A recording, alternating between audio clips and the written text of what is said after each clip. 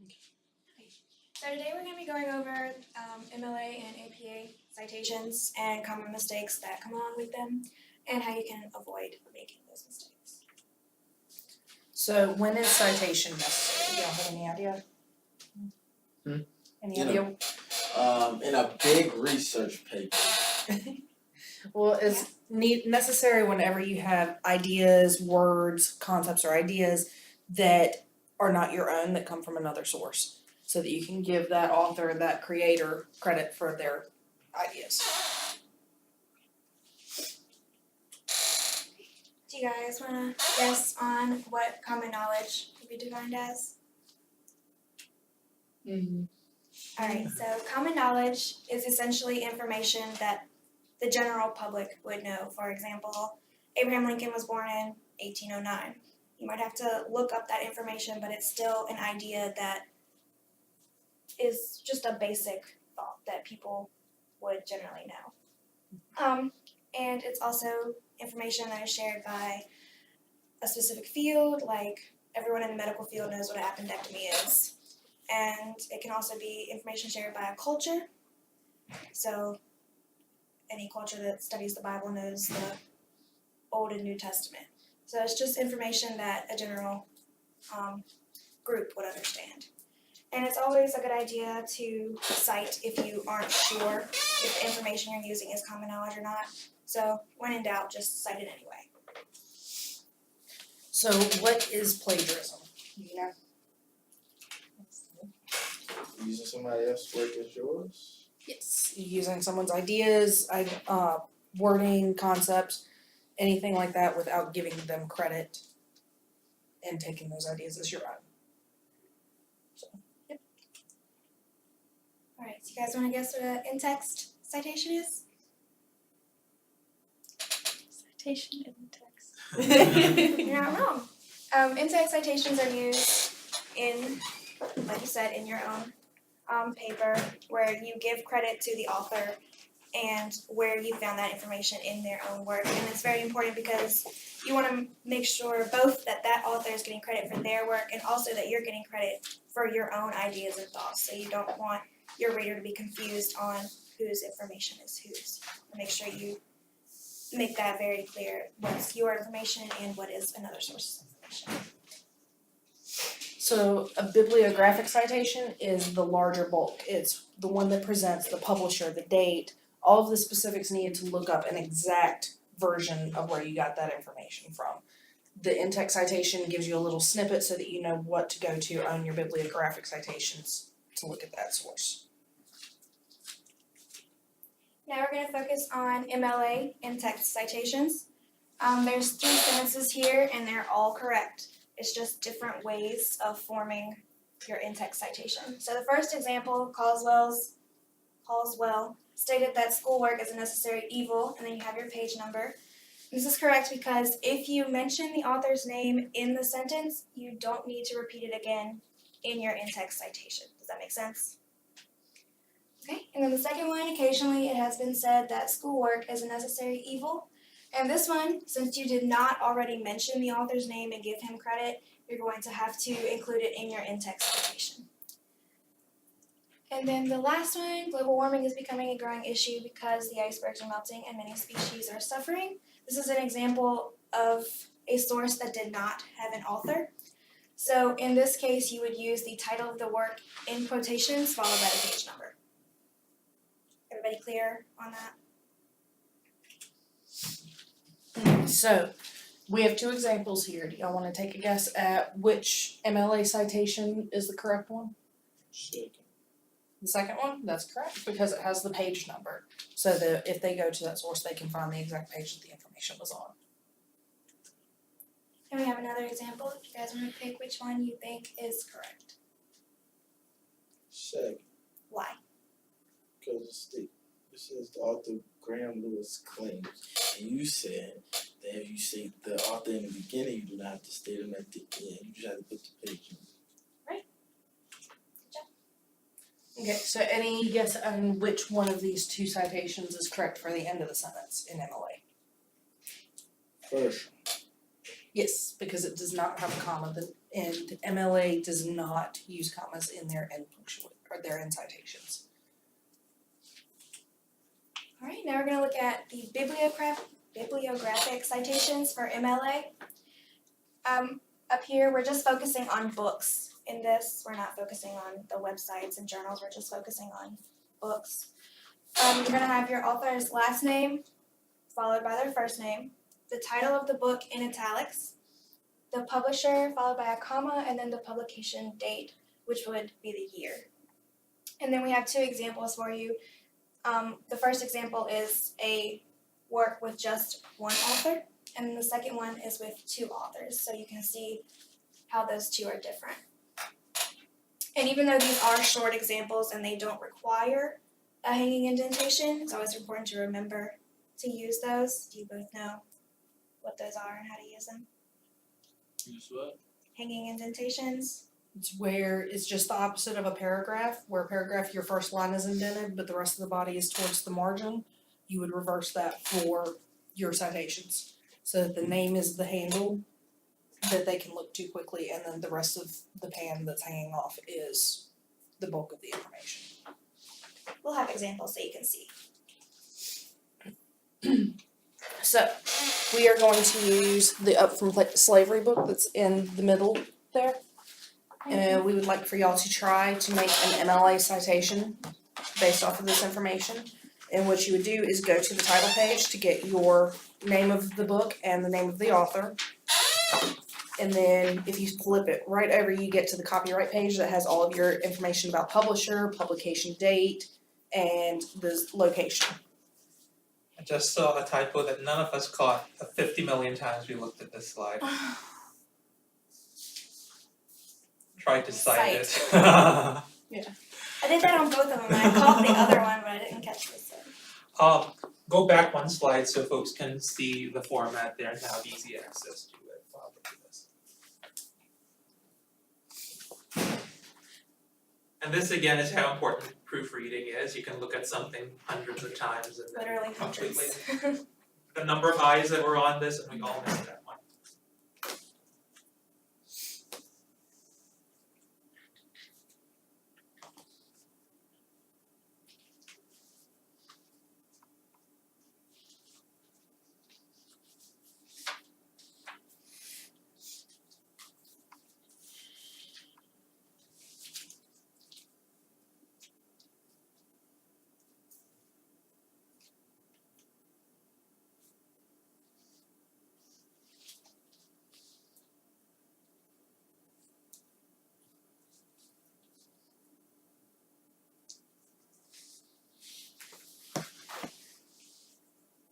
Then we gotta create it.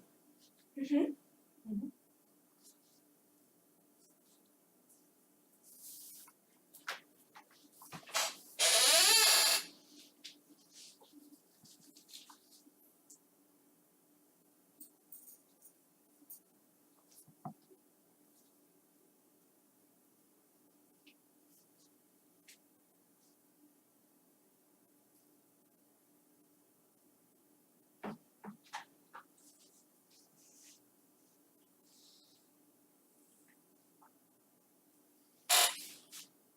It is important to know since it's hard to differentiate between regular print and italicized print when you're handwriting it.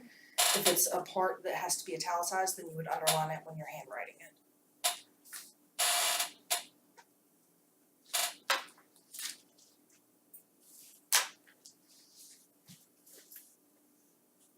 Okay. Everybody ready?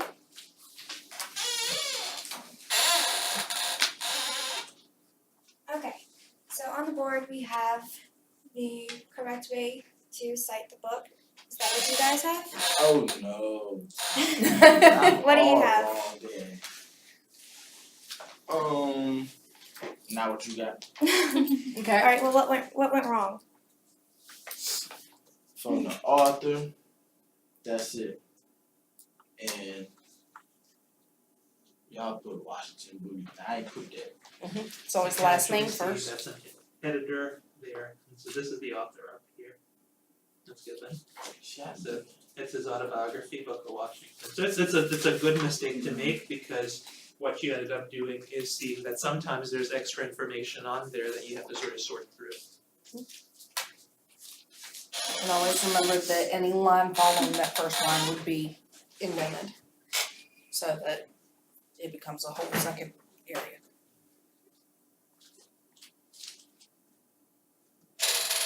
Okay, Everybody good on that? You have any questions?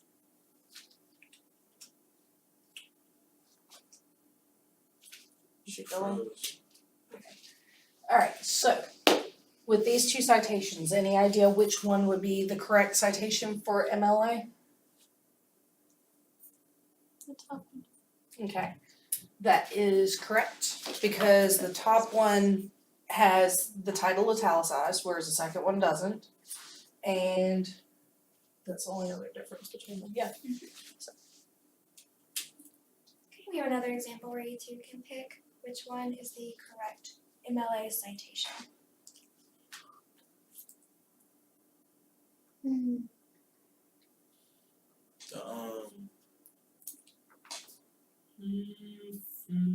First, Why? because like she said on the last slide, it was italicized, and that one is italicized, and the next one ain't. Okay, so now we're gonna switch from APA or from MLA into the APA format. In the APA format, it calls for slightly different structuring. Whereas in the MLA, you didn't use commas in your citations at the ends of sentences, with APA you do. You would also put the year of publication with the APA style, whereas with the MLA, you don't, right? Not in the index. Okay, not on the in-text citations. So, And we have another example for you guys. Which one do you think is correct? First, Why do you think the first one's correct? because when you do APA, you gotta put the year, the you know, when the year came out, or somebody it was published. That's right. okay. So, did you wanna try with this one as far as the APA citation, so which Second. one's correct? The second one? Yes, because it does have the commas in place for the end of the sentence for the full citation. And it lists not just the author, but also the year of publication and the page. Alright, we have one more example. First, Alright, and why is it the first one? because it includes the author's name, the year was published, and the page number, and it has commas. So as far as the bigger bulk of it, the APA bibliographic citations, which would be your works cited page or your references, you would use the last name with the first initial instead of the first full name, and you would use the middle initial if they have it available. You would also put the year of publication in parentheses, you would italicize the title, and you would do what edition and what publisher, and you would not have to put the year of publication at the end because you already covered it right after the author's name. If it is a university press, like with this one, with APA, we do not write out university press, it's UP. No, Or other no, way around. other way around, MLA uses UP. Don't worry about that. Okay, and so Dr. Neal already gave you two a book, and we're gonna ask you guys to use the bottom half of your worksheet and see if you can cite this one. You look in the exact same pages to find the information as you did when you were citing it manually. And we'll go back so you can see the structure.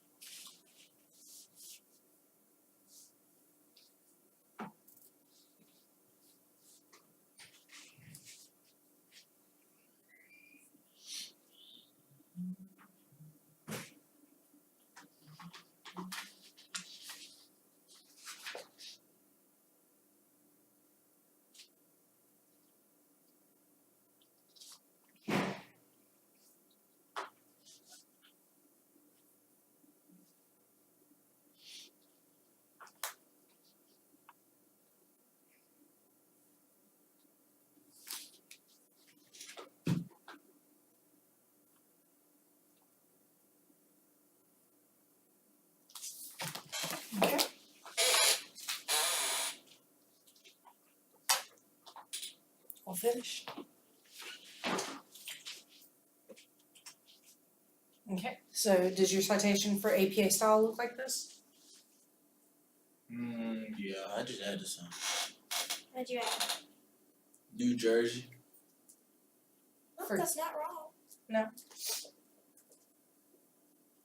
In front of Townsend or after Yeah. Townsend? 4,000. Okay. Yeah. Oh, y'all make it seem like that was just wrong. No. Okay, Alright, so we have an example again for you guys.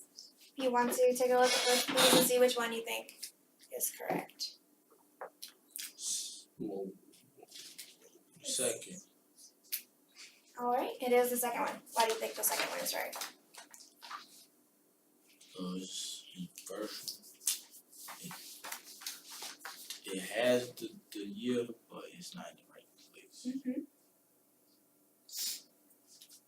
Also, the title in the second one is in italics, and in the first one it is not. Oh yes, and the capitalization, because in APA, the first word and proper nouns are the only things that are capitalized. So in this one, Israel's wisdom, since wisdom is not a proper noun, it would not be capitalized. okay. And give it a try on selecting the correct APA bibliographic citation on this one. First one. Okay. And what? The title's in italics. Yes. Alright, and we have a list of other resources that you guys can look at if there's something you need to cite that we didn't cover here, or it's not on the handout that we gave to you. You can always use Purdue OWL or the MLA and APA websites. There are online citation websites like EasyBib and Citation Machine, but they're not always the most reliable. So if you do end up using those, always double check to make sure that the punctuation's correct and everything's. And you can always go to the Writing Center here, or the Averett Library has a lot of good resources. Kevin Harden posts online to the Averett's website. He has numerous pages where he goes over both MLA and APA. He has worksheets where you can practice.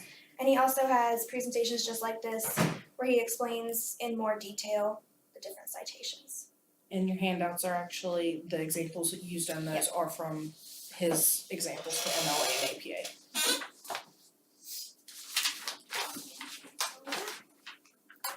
Anybody have any questions? Thank you. We have one more challenge for you. Okay. If you both have your backpack with you, could you pull out one book from your backpack and cite it in either APA or MLA, whichever one you have the most difficulty with. Try that one. I'm out of order. If you don't have a book, Do we have books that we can share? I have a textbook.